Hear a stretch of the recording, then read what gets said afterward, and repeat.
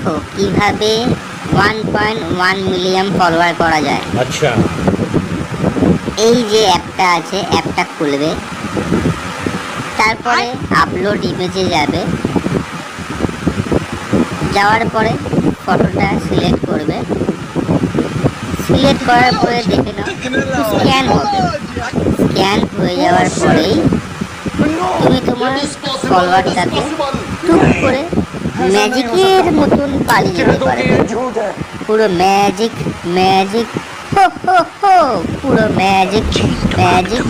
এই দেখো এটা কি হয়ে গেল, ম্যাজিক 1.1 মিলিয়ন ফলোয়ার। এতে কি হবে বলো তো, একটা চোখেরও আরাম হবে, একটা মনেরও আরাম হবে, কিন্তু পকেটের আরাম হবে না।